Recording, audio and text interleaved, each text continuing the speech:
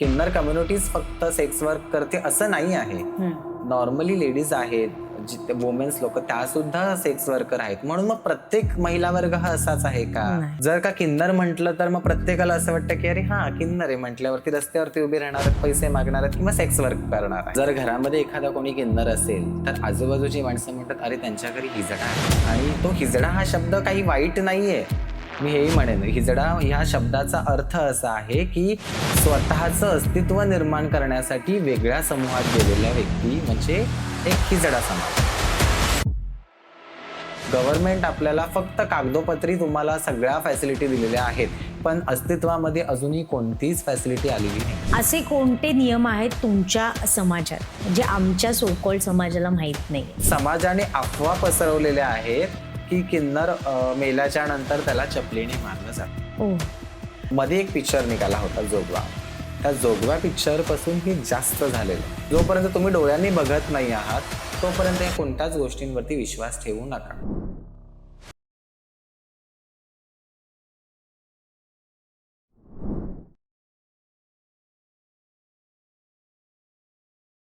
आपल्या समाजात प्रत्येकालाच सन्मानाने समानतेने राहण्याचा हक्क आहे. ट्रान्सजेंडर ही अशी कम्युनिटी आहे की त्यांना प्रत्येक वेळेस समाजाकडून कुठेतरी डावललं जातं किंवा ह्या कम्युनिटीबद्दल अनेक गैरसमज आजही समाजामध्ये रुजलेले आहेत. तर त्याच सगळ्या गोष्टींबद्दल आज जाणून घेणार आहोत. आज माझ्यासोबत आहे माझी मैत्रीण माऊ पुजारी. नमस्कार. थँक्यू, थँक्स अ लॉट की इथे सुद्धा मला बोलवलंय आणि त्या आपण जे पण आता चर्चा करू ज्या काही गोष्टींची, आय होप्स की त्या तुम्हाला समजतील आणि त्याचबरोबर सगळ्या समाजाला सुद्धा समजतील. आणि त्यासाठी इथे मला बोलवलात तुम्ही, त्याबद्दल मी तुमचे खूप मनापासून स्वागत करतो. एक्झॅक्टली. खूप बऱ्याचशा अशा गोष्टी आहेत ज्या तुझ्याशी डिस्कस करायच्यात, तुझ्याकडनं जाणून घ्यायच्यात आणि आपल्या सगळ्या प्रेक्षकांपर्यंत पोहोचवायच्यात. तर सगळ्यात पहिले तर मला हे विचारायचं आहे की माऊ पुजारी, माऊ हे तुझं लाडाचं नाव आहे बरोबर, पण तुझं पूर्ण नाव काय आहे ते आम्हाला ऐकायला हवं. खरं तर माऊ हे नाव मला दुसऱ्यांनी दिलेलं आहे. म्हणजे आपले आपुलकीपणा जो म्हणतो त्या हिशोबाने हा मला नाव मिळालंय. पण माझं पूर्ण नाव मृण्मयी दत्ताराम शिंदे. खरं तर हे नाव कोणाला जास्त माहिती नाहीये. आणि बट माझ्या आधार कार्ड वरती किंवा जे काही कागदपत्र आहेत त्याच्यावरती माझं नाव मृण्मयी शिंदे आहे. आणि माऊ पुजारी हे नाव मला त्याच्या मागे एक स्टोरी आहे. खरं तर कल्याणला संतोष भाऊ म्हणून एक होते, ते आता सध्या हयात नाही आहेत, ऑफ झालेत. तर तुम्हाला माहिती ते ऑर्कुट होतं जेव्हा फेसबुक आणि इन्स्टाच्या आधी एक ऑर्कुट होतं. त्या ऑर्कुट मध्ये आमचा एक ग्रुप होता काळूबाई भक्त परिवार म्हणून. मी लहानपणापासून देवीची पूजा फार करते. तर तो आम्ही एक ग्रुप बनवला होता आणि तिथे एक संतोष भाऊ म्हणून होते आणि दीपक म्हणून एक मुलगा होता. आणि माझं लहानपणाचं नाव महेश असल्या कारणामुळे माझं नाव महेश होतं. सो ते बाकीच्यांना ते सगळ्यांना, आता आम्ही 3 जण लीडर असल्या कारणामुळे ते सगळ्या तिघांची नावं घेणं फार अडचण व्हायची त्यांना. म्हणून मग त्यांनी ते शॉर्ट फॉर्म मध्ये माऊ भाऊ डी. सो मी माऊ, संतोष भाऊ होते त्यांना आम्ही सगळे भाऊच म्हणायचो, त्याच्यामुळे ते भाऊ, आणि दीपकचं डी असं माऊ भाऊ डी हे ग्रुपचं आमचं नाव पडलं होतं. पण माहिती नव्हतं किंवा वाटलंही नव्हतं की इतकं ते नाव फेमस होईल. आणि आता मला कोणीही मृण्मयी नावाने ओळखत नाही किंवा माझ्या आई वडिलांच्या जे नाव दिलं होतं त्यानेही ओळखत नाहीत, पण फक्त माऊ पुजारी म्हटलं की माणसं ओळखतात. मी ही एक गोष्ट आज कन्वे करीन ह्या पॉडकास्टच्या माध्यमातून की मी बरेचदा इंस्टाग्रामवर बघितलेलं हे नाव. माझ्या पण म्हणजे हिस्ट्रीमध्ये ह्या गोष्टी रील्समध्ये मी बघितलेल्या, तर मी पण फॅन आहे तुझी. खरं तर योगायोगाने आपली भेट झाली, आपण पॉडकास्टसाठी भेटलो. पण खरं सांगू का, मृण्मयी हे जे नाव आहे ना तितकीच मृदू आहेस तू. माऊ हे जे नाव आहे ते खरंच खूप सुटेबल आहे तुला. पण एक विचारायचं असं होतं की तू आत्ताच उल्लेख केला की महेश हे नाव होतं. मी मान्यच करू शकत नाही आता की महेश म्हणून कोणी व्यक्ती आधी होती ज्याची माऊ पुजारी किंवा मृण्मयी असं काही झालं. पण मग तो जो प्रवास होता तो कसा होता, किंवा तू किन्नर आहेस हे तुला कधी जाणवलं? खरं तर किन्नर आहे हे जाणवणं एक असं कोणतं सर्टिफिकली म्हणजे वय नसतं की त्या वयामध्येच तुम्हाला हे कळतं.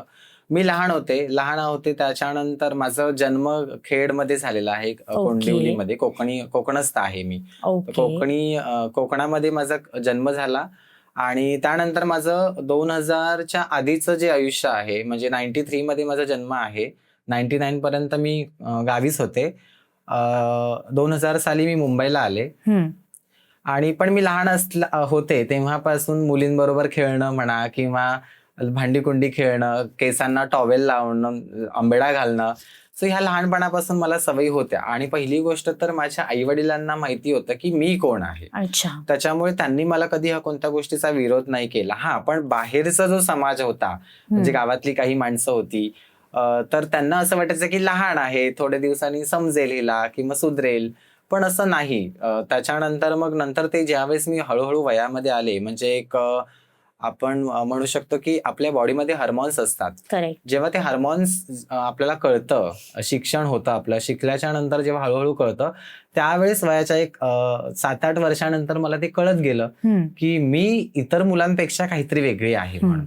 सो लहानपणी आई वडिलांना तर माहिती होतं, पण त्यांनी असं कधी जगाला सांगितलं नाही की अरे हा असा आहे किंवा हा मुलींमध्येच खेळतोय किंवा ह्या गोष्टीला काही रिझन आहे की काय.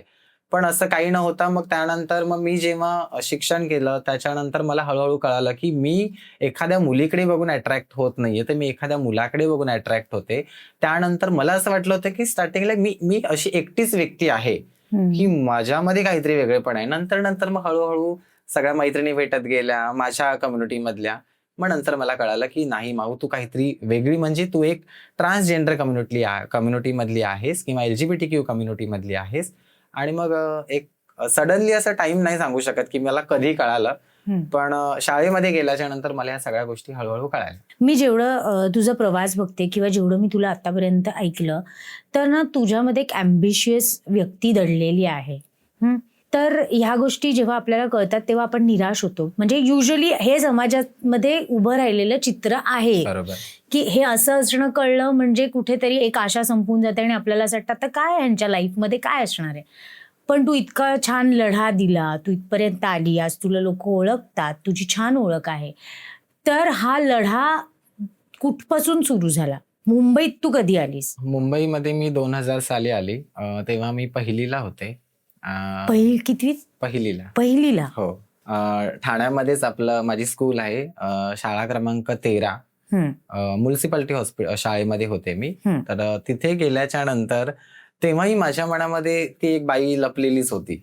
पण मग ते लहान आहे, आपल्याला नसेल कळत कदाचित, ह्या उद्देशामध्ये मी होते.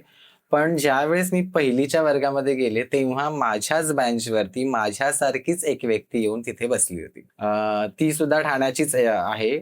तिचं नाव त्यावेळेस प्रमोद होतं. सो आता तिचं नाव बबी आहे.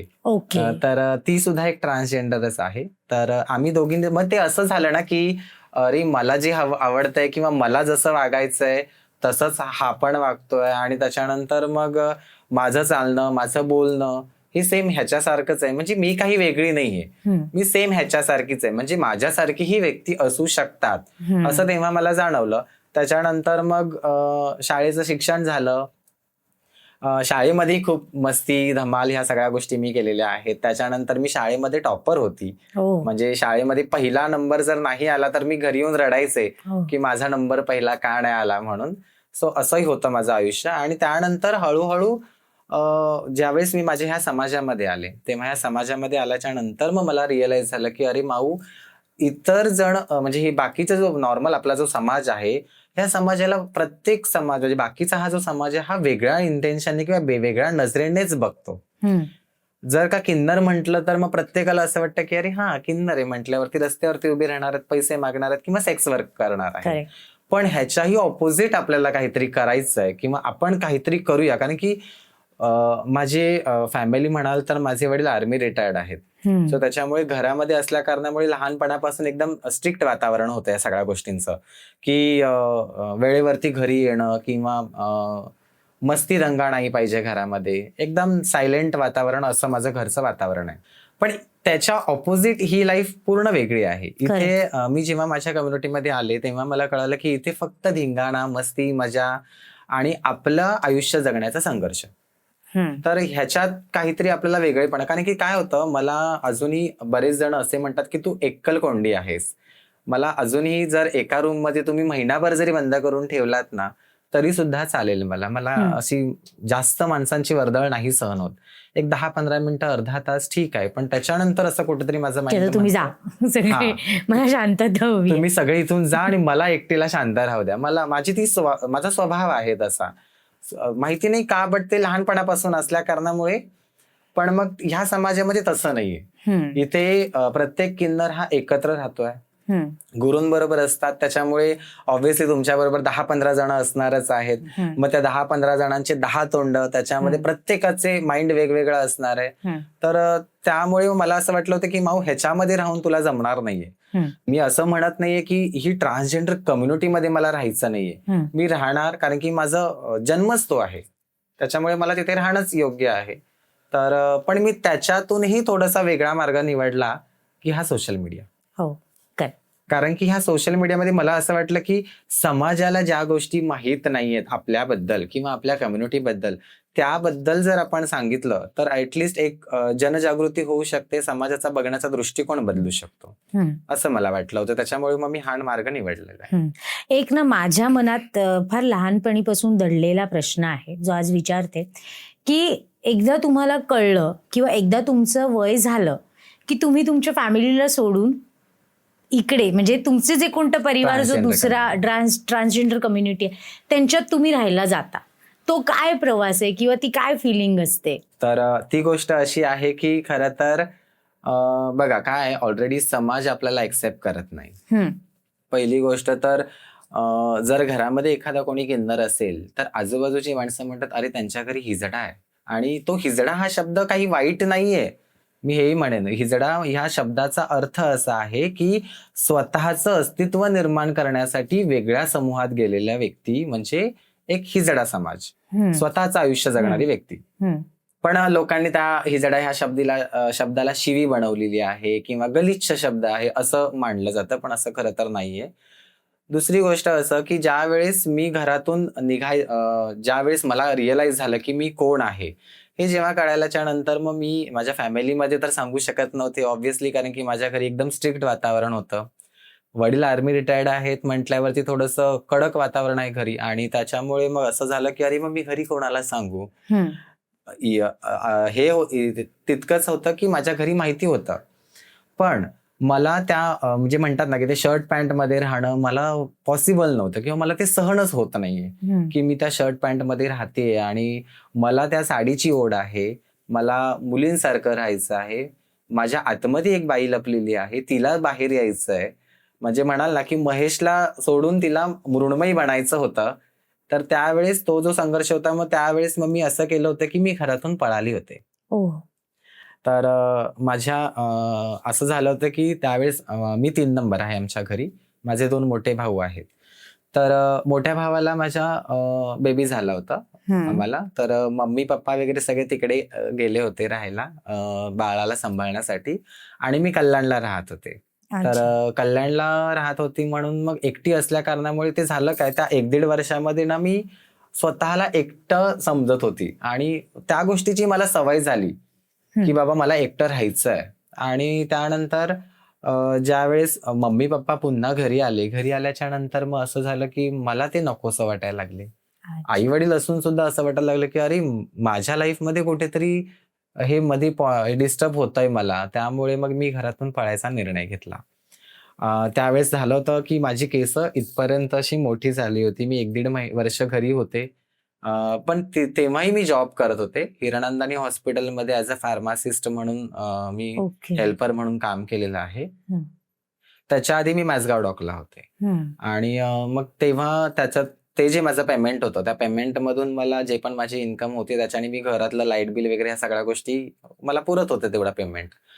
घरी आल्याच्या नंतर मग माझ्या मम्मीचं असं झालं की तू केस काप, तुला नाही जमत आहे, म्हणजे तुला दुनिया नावं ठेवते आणि ते आम्हाला बघवत नाहीये, त्याच्यामुळे तो केस काप. आणि मला असं होतं की मला माझं आयुष्य जगायचं आहे, मला लांब केस हवी आहेत, किंवा त्याच्यानंतर माझं चालणं वागणं जे आहे तेच मला ठेवायचं. मला मुलांसारखं असं एकदम खडतर किंवा असं काय म्हणतात त्याला, पुरुषी राहणीमान मला नको हवा होता. तर असंच 1-2 आठवडे गेले. त्यानंतर माझी मम्मी म्हटली की नाही केस काप. मी असं डिले करत होती की नाही आज नाही, पुढे उद्या. कापेन, पुढच्या संडेला, आज मला काम आहे वगैरे. आणि झालं असं की एक संडे असा आला की त्या संडेला माझ्या मम्मीनी मनामध्ये ठाम केलं की केस कापायचीच आहेत म्हणून आज. तर मग माझी मम्मी मला म्हटली की "हे की तू आज जाऊन केस कापायचीच आहेत" म्हणून. तर मी म्हटलं की "नाही, मी नाही कापणार, मी नंतर कापेन." सेम याच्या आधीचे 2 संडे जसे माझे डिले केलं, तसा माझा विचार होता की ह्याही संडेला डिले करू म्हणून. पण तसं नाही झालं.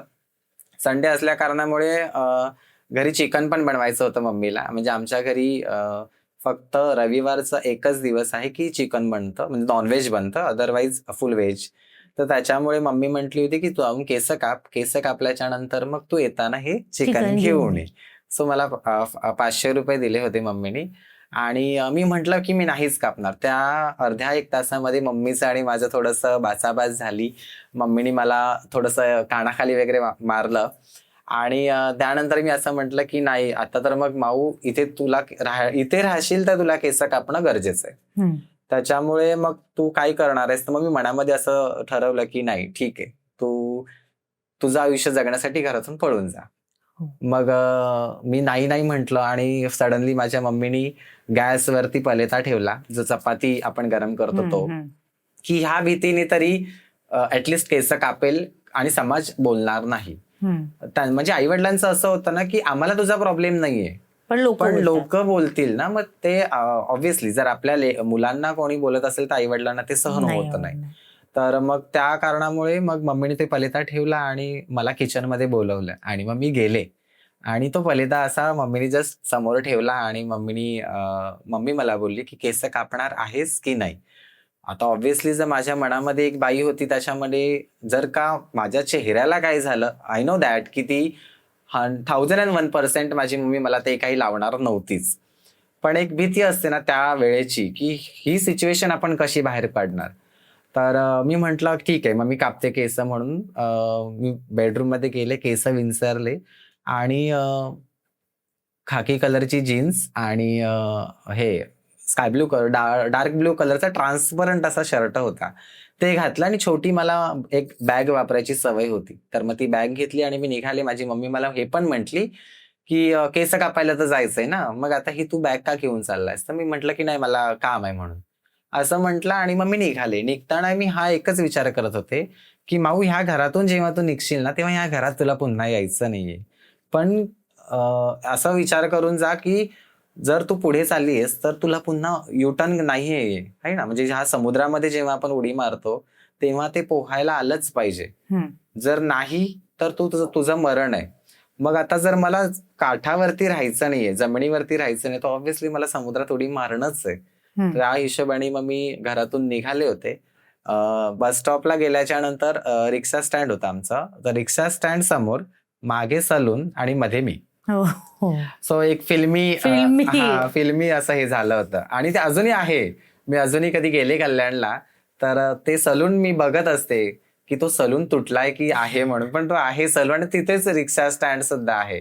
मग ते असं होतं ना की मी मनामध्ये विचार केला की माऊ जर तू बॅक साईडला गेलीस तर तुझं पुन्हा जुनं आयुष्य जगणार आहेस. सलून मध्ये गेलीस तर ऑटोमध्ये बसशील तर तुझं नवीन आयुष्य तू घडवणार आहेस. काय करणार आहेस? तर बराच वेळ तिथे थांबल्याच्या नंतर मी पुन्हा हाही विचार केला की एकदा पुन्हा मम्मीला मी फोन करून बघते. सो मी पुन्हा मम्मीला फोन केला. मम्मीला म्हटलं की मम्मी मी केस नाही कापत आहे, बट तू सांगितलेलं काम जे आहे चिकन घेऊन यायचं ते मी घेऊन येते म्हणून. तर मम्मीचं असं म्हणणं होतं की नाही तू चिकन नाही आणलंस तरी चालेल, पण तू पहिली केस कापून ये. तर मी म्हंटल की मम्मी काही समजण्याच्या पलीकडे आहे. म्हंटल मी रिक्षामध्ये बसले आणि चालू रिक्षामध्ये सुद्धा मला एकदा असं झालं की नाही पुन्हा एकदा आपण फोन केला पाहिजे, कन्व्हिन्स करून बघूया जर होत असेल तर. मी पूर्णपणे माझ्या घरी सांगितलं नव्हतं की हा मला अशा फिलिंग्स आहेत किंवा मी अशी आहे किंवा ह्या सगळ्या गोष्टी. तर ऑटोमध्ये बसल्याच्या नंतर मी पुन्हा मम्मीला एकदा कॉल केला आणि मग मम्मीला म्हटलं की मम्मी मला माहिती आहे की तू सुद्धा रागामध्ये आहेस, मी सुद्धा रागामध्ये आहे. आणि त्यावेळेस ना माझा मामा राहायचा विक्रोळीला. तर मी असा विचार, आणि तेव्हा कन्स्ट्रक्शनचं काम चालू होतं, घरी कलरचं वगैरे काम चालू होतं. तर मी मम्मीला असंही म्हटलं की मम्मी मी मामाकडे जाते तिकडे 4-5 दिवस मामाकडे राहील आणि मग मी येईल, म्हणजे तुझंही डोकं शांत होईल, माझंही डोकं शांत होईल. नाहीतर मम्मी घरात ना मी पुन्हा घरी येणार नाही. तर मग माझ्या मम्मीचं असं म्हणणं होतं की ठीक आहे, माहितीये मला तू कुठे जाणार आहेस, जाऊन म्हणजे ते म्हणतात ना की सरड्याची धाव कुंपणात. हा असं. तर मम्मीला असं वाटलं की मी मामाकडे वगैरे राहील आणि मग पुन्हा येऊन जाईल म्हणून.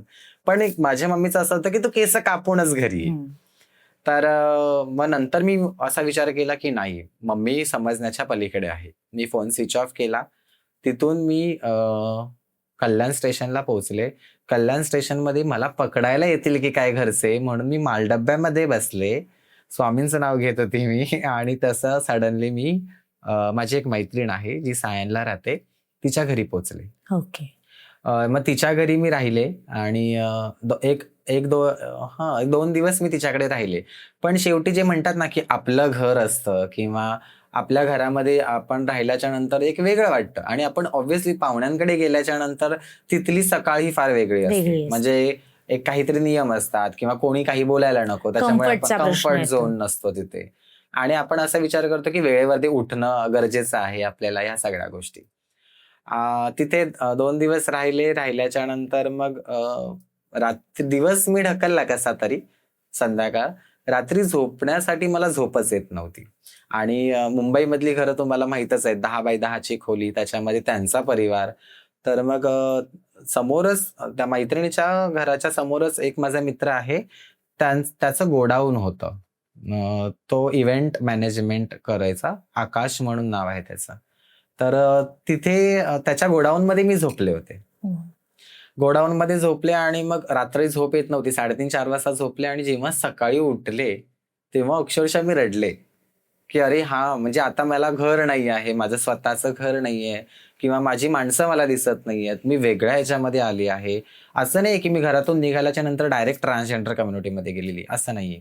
हा, पण तेवढ्या ह्याच्यात मला माझ्या गुरूंबरोबर कॉन्टॅक्ट होतं. तर माझ्या गुरूंना मी जेव्हा रिक्षा स्टँडला होते तेव्हा त्यांना फोन केला होता की गुरु, माझ्या घरी असं असं आहे म्हणून आणि मी पळून येते तुमच्याकडे. तर माझ्या गुरूंनी मला तेव्हाही हे सांगितलं, बाळा, आई वडील आहेत, पुन्हा मिळणार नाहीयेत. आपल्या हा जो समाज आहे ह्याच्यामध्ये खूप म्हणजे म्हणतात ना, म्हणजे खूप स्ट्रगल आहे. सो तुला हे जमेल की नाही जमेल माहिती नाही बाळा, पण जोपर्यंत तुझ्या आई वडिलांचा तुला सपोर्ट आहे किंवा तुझे आई वडील आहेत तोपर्यंत तू घरी थांब. तू घरी तिथून पळून येण्याची घाई करू नकोस. पण मी त्यांचंही नाही ऐकलं त्यावेळेस आणि मी पळाले होते. मग त्या मित्राच्या घरी थांबल्याच्या नंतर मग सेकंड डेला आता माझ्याकडे पैसे नाही आहेत. मी घरातून अवघे 60 रुपये घेऊन निघाले होते आणि रिक्षाचे पैसे जे काही होते ते जेमतेम गेले आणि एक 30-40 रुपये 30-40 रुपये काहीतरी राहिले. 20 रुपये का 15 रुपये असं काहीतरी शेअरिंग होतं तिथे. आणि मग आता करायचं काय? मग आता आपण जे ह्या कम्युनिटीमध्ये आलोय म्हटल्यावरती आपल्याला जगणं तर आहे आणि आपण लोकांच्या घरी तरी किती दिवस राहणार आहोत. मग त्या दिवशी महाशिवरात्र होती, 2ऱ्या-3ऱ्या दिवशी. आणि मग मी घरातून निघाल्याच्या नंतर मग तिथून माझ्या मित्राच्या घरातून निघाले आणि मग मी माझ्या मैत्रिणी मंदिरामध्ये गेले होते. महाशिवरात्र होती. मला देवाचं पहिल्यापासून एक सॉफ्ट कॉर्नर आहे, त्याच्यामुळे मी मंदिरात गेले आणि तिथे मला ती माझी मैत्रीण भेटली. ती भेटल्याच्या नंतर मग होळी मागायचा सीझन होता.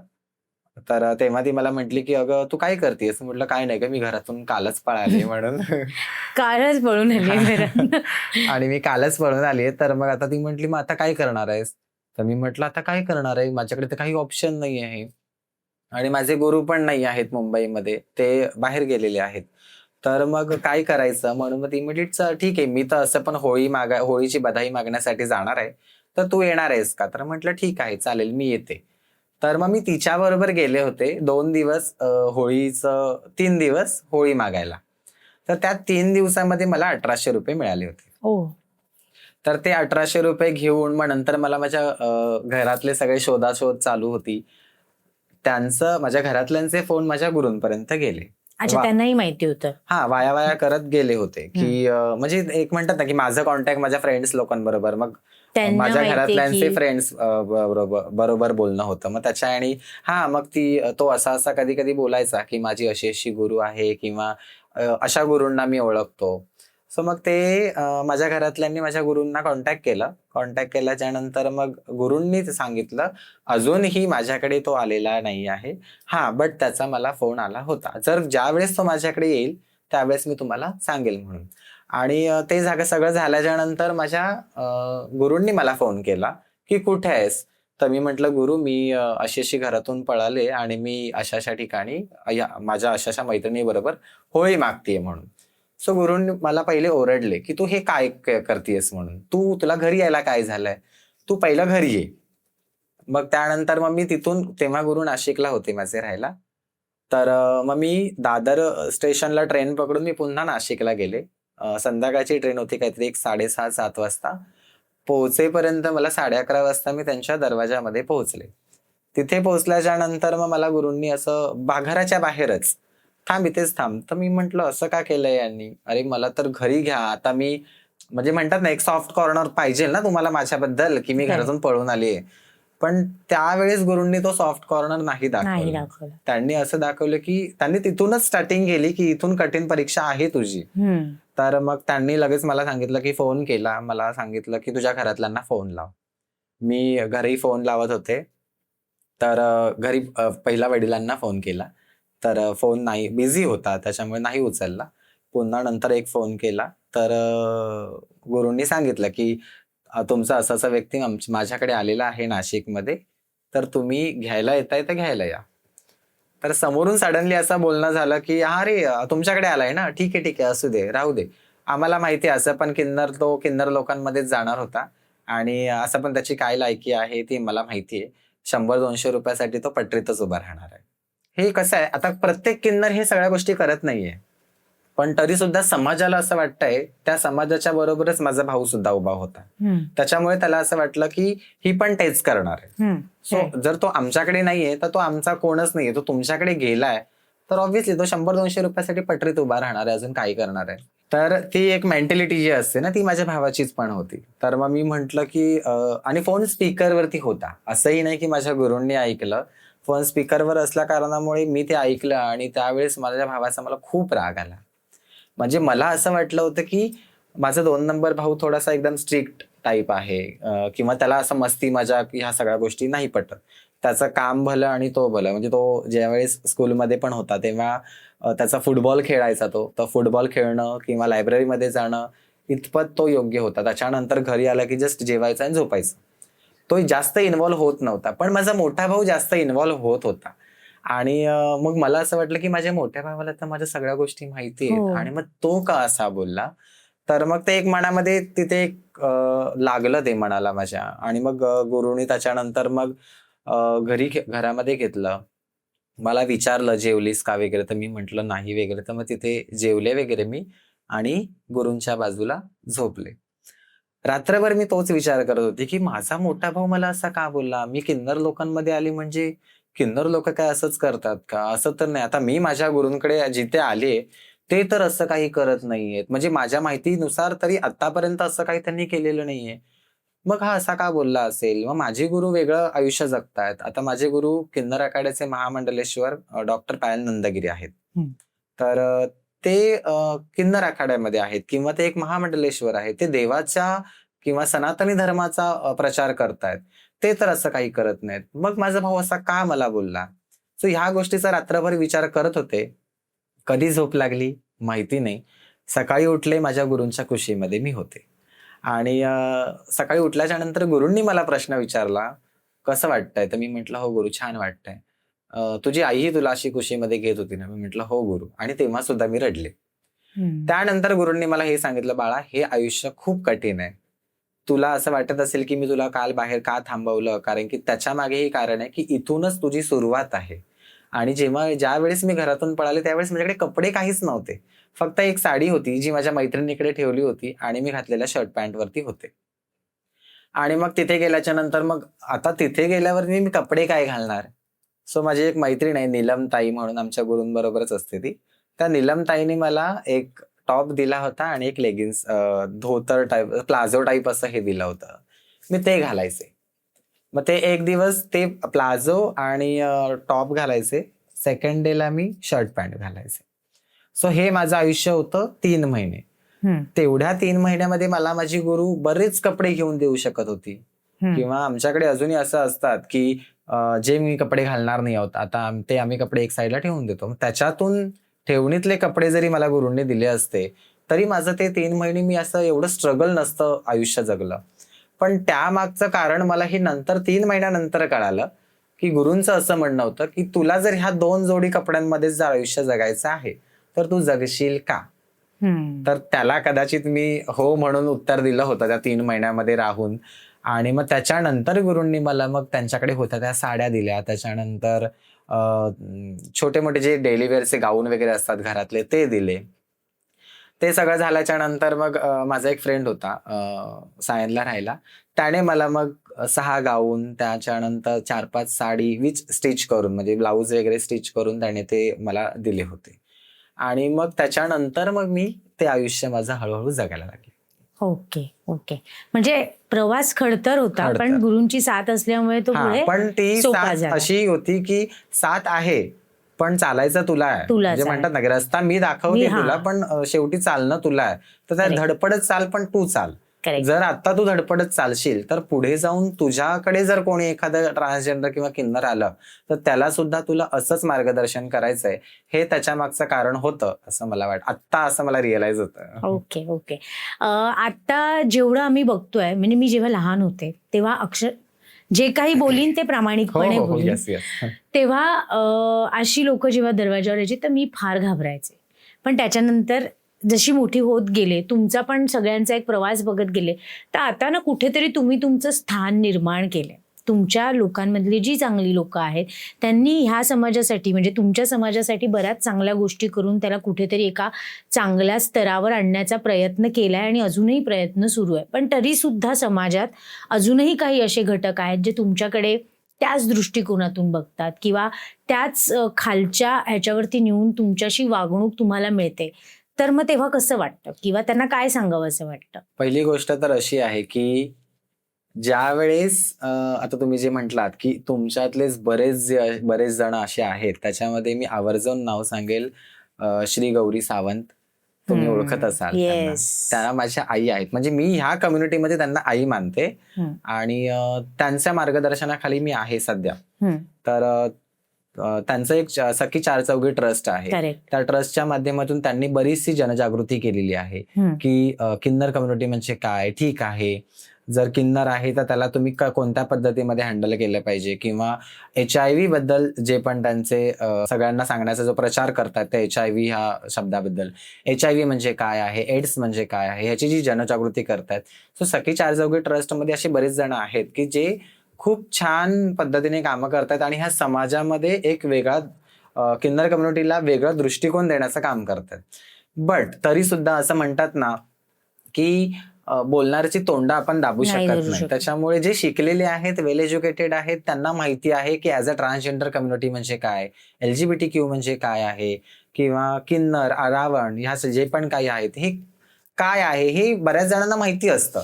पण जे शिकलेले नाहीये जे अशिक्षित आहेत ज्यांना शिकूनही अशिक्षित असल्यासारखं त्यांना राहायला आवडतं ऍज अ ट्रान्सजेंडर कम्युनिटीच्या विचारांबद्दल त्यांना माझा एकच म्हणणं आहे की बाबा जर का तुम्ही आम्हाला एक आपलेपणाने जवळ केलात तर आम्ही सुद्धा तुम्हाला चांगलेच दिसू. ऑब्व्हियसली नाण्याला 2 बाजू असतात. एखादी तुम्हाला हेही माहिती असेल की किन्नर कम्युनिटीज फक्त सेक्स वर्क करते असं नाही आहे. नॉर्मली लेडीज आहेत वुमेन्स लोक त्या सुद्धा सेक्स वर्कर आहेत. म्हणून मग प्रत्येक महिला वर्ग हा असाच आहे का? नाही. हाताची 5 बोटं जशी सारखी नाहीयेत तसं प्रत्येक किन्नर कम्युनिटी सुद्धा सारखी नाहीये. आता कोणाला जर जमतंय त्या सिग्नलवरती उभं राहून पैसे मागणं तर त्यांच्या उपजीविकेचं साधनच नाहीये ना दुसरं.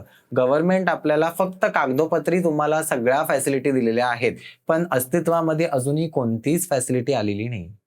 जसं तुम्ही म्हणाल की आता मध्ये पोलीस भरतीसाठी सुद्धा बरंच स्ट्रगल केलेलं आहे किन्नर लोकांनी. तर काय 30-35 काहीतरी होत्या गौरी गुरूंच्याच ओळखीच्या सगळ्या ट्रान्सजेंडर होता, त्यांनी पोलीस भरतीसाठी सुद्धा ऍडमिशन घेतलं.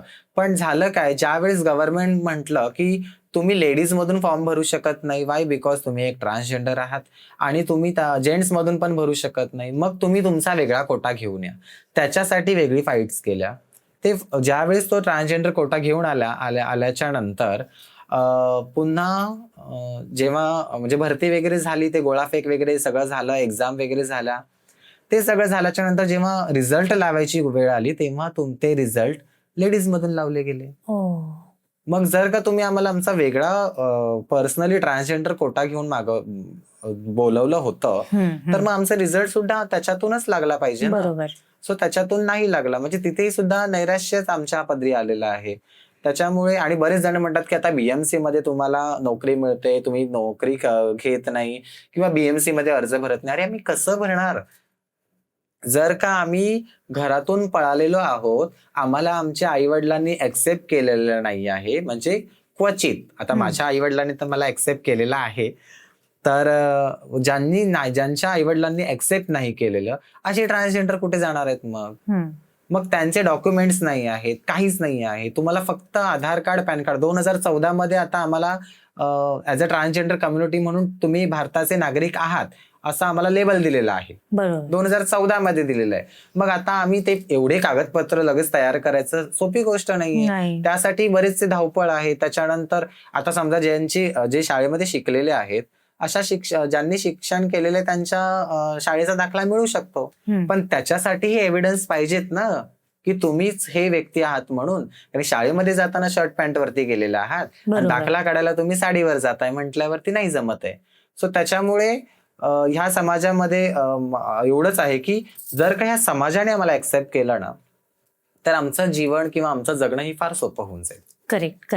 आणखीन एक ह्याच अनुषंगाने पुढचा प्रश्न सुचतोय की पैसे मागणं, ट्रेनमध्ये असेल, सिग्नलवर असेल, किंवा बधाई मागणं, तर असं म्हणजे एक समाजाकडून मी आज बोलते असं आपण मानून चालूयात, तर आम्हाला असं वाटतं की हेच तुमच्या उपजीविकेचं साधन आजही आहे. तर तसं आहे का की ह्यातही काही बदल घडलेले आहेत?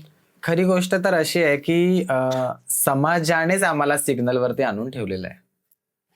जेव्हा पहिले जे आमचे ट्रान्सजेंडर कम्युनिटी होते किंवा किन्नर कम्युनिटी होते, हे राजवाडे सांभाळायचे. अच्छा. त्याच्यानंतर मुघल आले, त्याच्यानंतर मग इंग्रज आले, ह्याच्यानंतर मग कुठेतरी हा किन्नर समाज हा बाजूला सरला गेला, आणि त्याच्यानंतर आज जी वेळ आलेली आहे ह्या समाजामुळेच आलेली आहे.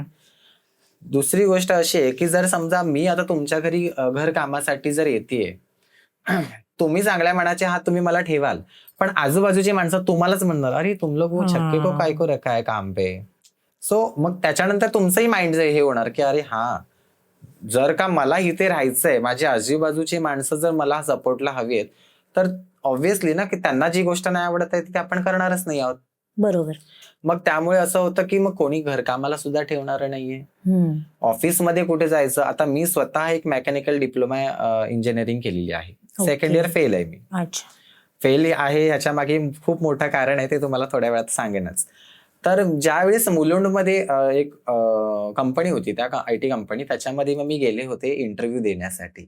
स्टार्टिंगला फोनवरती बोलताना कोणाला कळत नाही की मी कोण आहे, पण ज्यावेळेस मी समोर तिथे गेले आणि त्यावेळेस माझं जेंडर चेंज नव्हतं, तिथे गेल्याच्या नंतर त्यांनी मला विचारलं की काय झालं, म्हणजे इंटरव्ह्यू वगैरे जस्ट घेतला, आणि त्यांनी मला विचारलं की बाबा तुमचं जेंडर काय? तर मी म्हटलं आय एम अ ट्रान्सजेंडर. आणि ह्या वेशामध्ये गेल्या कारणामुळे मग त्या लोकांना अजून ते वेगळं वाटलं. ऑफिसमध्ये लेडीज आणि जेंट्स आहेत आणि त्याच्यामध्ये ह्यांना कुठे घ्यायचं, या हिशोबाने त्यांनी मला सांगितलं की संध्याकाळी आम्ही तुम्हाला फोन करून सांगू जो काही रिझल्ट असेल तो. त्यांनी मला फोन नाही केला, आणि मग मी म्हटलं, मेल चेक केले मी, मेल सुद्धा नाही आलेले, काहीच नाही. मग मी त्यांना पुन्हा कॉलबॅक केलं, मॅम तुम्ही संध्याकाळी सांगणार होतात. तर समोरून मला असं सांगितलं गेलं की I am really sorry because I you transgender, आणि तुम्ही ट्रान्सजेंडर असल्या कारणामुळे आम्ही तुम्हाला जॉबवरती नाही ठेवू शकत. ओके. जर का मी इतकं शिक्षण घेऊन मला जॉब मिळत नाहीये, तर मग आताची जी येणारी आमची जी पिढी असेल ती पण ह्याच विचार करेल ना की अरे आम्हाला शिक्षण घेऊन फायदाच नाहीये, आम्हाला जॉबच नाहीये. मग त्याच्यामुळे असं होतंय की तुम्हाला एक लास्ट ऑप्शन आहे. एकतर तुम्हाला सिग्नलवरती उभं राहणं आहे, बदाई बस्ती करणं आहे किंवा सेक्स वर्क करणं आहे. मग ज्याला जे पॉसिबल जमतंय त्याने ते करतायत. कारण की पोटाच्या खळगी आहे ना, पोटासाठी जर पैसे नाहीयेत आपल्याकडे तर तुम्ही रूमचं बरोबर. रेंट देऊ शकत नाही आहात. ऑलरेडी आपल्याला रूम रेंटवरती कोणी देत नाहीये मुंबई सारख्या शहरामध्ये तरी. भाड्याने जर घ्यायचं म्हटल्यावरती घर मालक म्हणतात की अरे हिजडेत म्हटल्यावरती ही लोक रात्रीचे दारू बिरू पिऊन धिंगाणे यांचे चालू असणार, त्यापेक्षा न दिलेलं बरं. त्याच्यामुळे रूम रेंटवरती मिळत नाही आहेत. दुसरी गोष्ट, आपल्याकडे इन्कम सोर्स अशी काही नाही आहे की मी रोज सिग्नलवरती जाते मागते. तुम्ही हा विचार करा, सकाळी जर एखादा व्यक्ती एखाद्या किन्नर सिग्नलवरती उभा राहत असेल, संध्याकाळपर्यंत 1-1, 2-2 रुपये, 5 रुपये, 10 रुपये ह्याच्यामध्ये किती रुपये कमवत असेल तो? बरोबर. तेवढ्या ह्याच्यात उन्हातानाचा तो उभा असणार तो व्यक्ती. त्याच्यानंतर पाऊस आहे, सगळ्या गोष्टी आहेत. कोणी त्या सिग्नलवरती पण घाण शिव्या देऊन जातात, तुम्हारे माँ बाप ने देखे रखा है क्या, किंवा ह्या सगळ्या गोष्टी सहन करून, कारण की नाईलाज आहे दुसरा. बरोबर. त्याच्यामुळे हेच एकच उपजीविकेचं साधन आहे. दुसरी गोष्ट, बदाई बस्ती. बदाईला जे जाणारी माणसं आहेत, मी पहिलंच बदाईला जेव्हा जायचे तेव्हा असं अनुभवलेलं आहे की बघितल्या अक्षरशः त्या बाईने, एक लेडीज होती, तिने त्या बाळाला घेतलं, घरामध्ये गेली आणि कडी लावून घेतली आणि जोर जोरात ओरडायला लागली. म्हणजे अरे इतकं बापरे. असं की अरे मी विद्रूप जरी दिसत असेल तरी सुद्धा मी तुमच्याकडे बधाईसाठी आलेली आहे, मी आशीर्वाद देण्यासाठी आलेली आहे आणि माझं कामच ते आहे ना, माझ्याकडे दुसरं काम नाहीये. मला काही पेन्शन नाही आहे किंवा अजून कुठल्या काही सुखसुविधा नाही आहेत. मी कसं तरी खडतर प्रवास माझा करतेय ना. ठीक आहे, जर तुम्ही घाबरताय ठीक आहे, पण तुम्ही एक आजूबाजूला कोणी असेल त्यांना बोलवा, तुम्हाला जर भीती वाटत असेल तर. बरोबर. त्याच्यामुळे दुसरं असं काही काम नाहीच आहे ना मला. जर का मी शिक्षण घेतेय तर आता कुठेतरी असं केरलामध्ये वगैरे सगळ्या ठिकाणी ट्रान्सजेंडर कम्युनिटीला बरेच फॅसिलिटी आहेत. अच्छा. फक्त आपल्या महाराष्ट्रात नाही. आता बरेच जण असे आहेत की स्ट्रगल करतायत, मेहनत, धावपळ, भांडतायत ऑफिसेसमध्ये जाऊन आणि त्यावेळेस त्यांना कुठे जॉब मिळतंय. म्हणजे शिक्षक म्हणा किंवा एखाद्या बालवाडीमध्ये शिकवणं आहे म्हणा, ह्या सगळ्या गोष्टी, टीचर आहेत म्हणा, डॉक्टर, ऍडव्होकेट आहेत, नाही असं नाही. डॉक्टर होणं म्हणजे कसं आहे, ते स्वतः आपण तिथे असतो, त्याच्यामुळे ते स्वतःचं एक दुकान टाकलं तुम्ही तरी तुमचं उपजीविकेचं साधन होऊन जातं. पण तुम्ही एखाद्या गव्हर्नमेंट हॉस्पिटलमध्ये म्हणाल जॉबसाठी तर तिथे तुम्हाला नाही घेणार, असं आहे. त्याच्यामुळे ज्यांचं शिक्षण झालेलं नाहीये किंवा शिक्षण झालंय आणि तरी सुद्धा दुसरं काही इन्कम सोर्स नाही तर त्यांना हेच आहे. अच्छा. अच्छा. असे कोणते नियम आहेत तुमच्या समाजात जे आमच्या सोकॉल्ड समाजाला माहित नाहीये? असं काही नियम असे काही नाही आहेत खरं तर. फक्त एवढंच आहे की गुरु आपल्याला म्हणजे आता माझ्या वैयक्तिक लाईफ बद्दल मी सांगेन की संध्याकाळच्या वेळेस मोस्ट ऑफ बाहेर जाऊन देत नाही माझी गुरु. अच्छा. संध्याकाळ झाल्याच्या नंतर मग आपली संध्याकाळी दिवाबत्ती केल्याच्या नंतर घरातच थांबायचं. जर का बाहेर जायचं असेल तर कुठे जाणार आहे, काय काम आहे, अर्जंटच आहे का ते काम, ह्या सगळ्या गोष्टी. बाकी असं वैयक्तिक असं पण हे तर आपल्या घरी पण असतंच की हा मग तेच, एका सुसंस्कृत घरातली घरामध्ये, मुलगी हो. 7:30च्या नंतर बाहेर घराच्या नाही बाहेर नाही जात. जात. हो. आणि ते माझ्या फॅमिलीतही होतं माझ्या बरोबर. म्हणजे माझे दोन्ही भाऊ जायचे रात्री 11:30-12 वाजता, ते आले त्यांना काही प्रॉब्लेम नव्हतं. पण मी घरातून संध्याकाळी 7च्या नंतर बाहेर नव्हतं मला घरातले सोडत. त्यांनाही माहिती होतं की आपली व्यक्ती अशी आहे म्हटल्यावरती हिला बाहेर सोडणं उचित नाही म्हणून. घरी सुद्धा मी माझ्या मुलींसारखं आयुष्य जगलेले, बट शर्ट पॅन्ट वरती. मग ते मला जमत नव्हतं. पण मग ट्रान्सजेंडर कम्युनिटीमध्ये किंवा किन्नर कम्युनिटीमध्ये असे कोणतेही नियम नाही आहेत की जे समाजाला माहिती नाही. उलट समाजाने अफवा पसरवलेल्या आहेत की किन्नर मेल्याच्या नंतर त्याला चपलीने मारलं जातं. हा प्रश्न विचारण्यामागचं कारणच हे होतं की हेच दाखवायचं आहे की आपण ज्या पद्धतीने जगतो त्याच पद्धतीने तुम्ही सुद्धा जगतात. खरं तर आपण एकच आहोत. कारण तुमचेही असे काही नियम नाहीये जे की उभे केले गेलेले आहेत समाजापुढे. बऱ्याच म्हणजे मिसअंडरस्टँडिंग्स आहेत, बरेच चुकीच्या गोष्टी पसरवण्यात आलेल्या आहेत. पण आता मी जेव्हा आपण संवाद साधतोय तेव्हा तर कुठेच असं काहीच दिसत नाही. सगळं जे काय ते नॉर्मल आहे. तर तेच झालं आहे की समाजाला असं वाटतं की किन्नर कम्युनिटीमधले जर कोणी किन्नर मेले तर त्यानंतर त्यांचं अंत्यसंस्कार हे रात्री 12च्या नंतरच होतात किंवा ते चालत घेऊन जातात आणि तिथे घेऊन गेल्याच्या नंतर त्यांना चपलीने मारतात. इतकं क्रूर नाहीये हा आमचा समाज. बाकीच्या म्हणजे नॉर्मल समाजाने काय विचार केला. आणि तुम्हाला तेही सांगते, जी रात्री 12च्या नंतर जे आम्ही जातो ना, ती आमची एक बहुचरा माताची पूजा असते. अच्छा. जी प्रत्येक ट्रान्सजेंडर कम्युनिटी करतेच, म्हणजे प्रत्येक जण करतं. 40 दिवसाचे ते फास्ट असतात समजा. आणि त्याच्यामध्ये बहुचर माताची जी पूजा असते, त्या पूजेमध्ये दुधाची कळशी घेऊन देवीचा फोटो असतो, त्या फोटो समोरून उठून ती कळशी समुद्रामध्ये किंवा एखाद्या नदीमध्ये ते दुधाची कळशी अर्पण करायला घेऊन जातात. ओके. त्यावेळेस देवीचा फोटो बघितल्याच्या नंतर डोळे बंद केले जातात आणि तसेच डोळे बंद करून डायरेक्ट समुद्राकडे नेलं जातं. तर त्यावेळेस असं होतं ना की ती डोक्यावरती कळशी असते, त्यानंतर गळ्यामध्ये हार असतात, दोन्ही साईडला 2 जणांनी पकडलं असतं. वाय? बिकॉज डोळे बंद असतात, चालता येत नाही. ती एक पूजा आहे, ती एक आमच्याकडे पद्धत आहे, परंपरा आहे ती. पण माणसांनी ते बघितल्याच्या नंतर माणसांना असं वाटतं की अरे मेलेल्या माणसाला कोण इतकं तरी बॉडी स्टेबल राहू शकते का, की 2 माणसं चालतायत त्यांच्याबरोबर ती बॉडी चालू शकते का? नाही चालू शकत. सो ती एक आमची पूजा आहे, परंपरा आहे. बहुचर माताची पूजा असते आमची, जलसा म्हणतो आम्ही त्याला, ते असतं. आणि मेलेल्या माणसाला जर समजा मी घरातून बाहेर पडलेली आहे, त्यानंतर माझ्या कम्युनिटीमध्ये मी राहतेय, त्याच्यातलं कोणी ऑफ झाल्याच्या नंतर म्हणजे पूर्ण आयुष्य माझं त्या व्यक्तीबरोबर गेलेलं आहे ना, आणि त्या अशा व्यक्तीला मेल्याच्या नंतर मी मारू शकते का? आपल्या घरामध्ये पाळीव प्राणी जरी असतात, कुत्रा, मांजर, ते जरी त्यांच्याबरोबर सुद्धा आपण माणुसकीनेच वागतो, की ते जर ऑफ झाले तर त्याच्यानंतर फॅमिली पेट जे असतील, आता बरेचसे असे हॉस्पिटल निघालेत की फॅमिली पेटला सुद्धा आपण अग्निडाग देऊ शकतो किंवा ह्या सगळ्या गोष्टी. तर जर एखाद्या पाळीव प्राण्याला जर तुम्ही एवढी चांगली वागणूक देता, तर किन्नर कम्युनिटीला कोणी अशी वाईट वागणूक देईल का? आणि आम्ही एका ताटामध्ये खातोय, राहतोय, आयुष्य एकमेकांबरोबर जगतोय, सुखदुःख एकमेकांना शेअर करतोय, आणि अशी व्यक्ती मेल्याच्या नंतर कोणी चपलीने मारेल? नाही. तर ह्या सगळ्या अफवा आहेत. आणि मध्ये एक पिक्चर निघाला होता जोगवा, त्या जोगवा पिक्चर पासून हे जास्त झालेलं आहे. ओके. म्हणजे मी मराठी फिल्म इंडस्ट्रीला नावं ठेवत नाहीये किंवा असं हे नाही सांगत आहे, त्यांनाही कोणीतरी सांगितलं असेल म्हणून त्यांनी तो सीन तसा दाखवलेला आहे की एक जोगता जे असतात ते ऑफ होतात आणि मग त्यांना ते गाडलं जातं आणि त्यानंतर मग त्यांना चपलीने मारतात. त्याच्यापाठी एक कारण पण सांगितलंय का? कारण की हा जन्म तुला असं, तर त्यांना चपलीने मारून नंतर बांगडी वगैरे फोडतात, असं नाही आहे.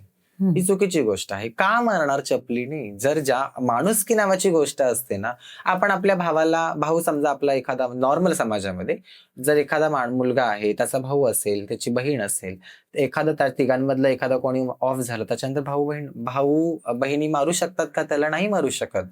उलट त्यांना एक सॉफ्ट कॉर्नर असतो की अरे माझा भाऊ होता पण तो गेला, मग जाता जाता त्याला कोणी चपलीने मारेल का? नाही. मग सो या समाजामध्ये ही एक अफवा आहे की चपलीने मारलं जातं किंवा काय, असं नाही, ही खरं नाही. जोपर्यंत मी असं म्हणेन ना, जोपर्यंत तुम्ही डोळ्यांनी बघत नाही आहात, तोपर्यंत या कोणत्याच गोष्टींवरती विश्वास ठेवू नका. जे चालत जाण्याची प्रथा आहे ती आमची दूधधारा किंवा जलसा ही प्रथा आहे ती. तर ती एक देवीची पूजा आहे, जिवंत व्यक्तीच करते, जिवंत ट्रान्सजेंडर असतात तेच करतात. मेलेली व्यक्ती कोणी करणार आहे का पूजा? नाही करत. त्याच्यामुळे ते बघून तुम्ही जर पुढचा अंदाज लावत असाल तर मग ते चुकीची गोष्ट आहे. लोक असं म्हणतात की तुमचे आशीर्वादही लागतात, तुमचे शापही लागतात, तर खरंच असं आहे का? हो, कसं आहे, किन्नर म्हटल्यावरती उपदेवतांच्या श्रेणीमध्ये येतात, त्याच्यामुळे लोकांचं असं म्हणणं आहे की श्राप आणि आशीर्वाद हे लागतात आणि खरंच लागतात. म्हणजे ही मी असं म्हणेन की फक्त किन्नरांचे श्राप आणि आशीर्वाद लागतात अशातली काही गोष्ट नाही आहे. जर का समजा मी रस्त्याने चालली आहे आणि मला उगाचच कोणी एखादा व्यक्ती माझी छेड काढतंय किंवा मला सारखं हरेसमेंट करतंय, तो ऑब्व्हियसली मी मनातून म्हणेन ना की बाबा ठीक आहे, चल एकदा म्हणेन जाऊ दे, दोनदा म्हणेन जाऊ दे, पण सारखं तेच जर असेल तर शेवटी मनातून एक असं त्याच्याबद्दल वाईट विचार येतात की अरे हा का असा करतोय, ह्याला देव का नाही बघत आहे किंवा ह्याचं काहीतरी चांगलं नाही झालं पाहिजे. ऑब्व्हियसली जर मी अशी म्हणत नाही की मी फक्त किन्नर आहे म्हणूनच हे लागणार आहे. एखादी स्त्री, एखादी लेडीज जर कोणी रस्त्याने जात असेल, एखादा मुलगा तिला रोज छेडत असेल आणि ती काहीच व्यक्त न होता निघून जात असेल, तर ऑब्व्हियसली तिच्याही मनाचं अंतःकरणातून म्हणजे म्हणतात ना तो श्राप, तो लागणारच आहे. तर त्याच्यामुळे तो श्राप लागतो सुद्धा आणि आशीर्वादही वाया जात नाहीत किन्नरांचे, असं म्हणणं आहे. ती खरी गोष्ट आहे. तुमच्या समाजातही राजकारण, गटबाजी, हेवे दावे ह्या सगळ्या गोष्टी आहेत का? हो, बऱ्याच प्रमाणामध्ये आहेत. मी जसं तुम्हाला मगाशी म्हटलं की नॉर्मल समाज आणि किन्नर समाज ह्याच्यामध्ये काहीही फरक नाही आहे. हे दोन्ही एकच समाज आहेत.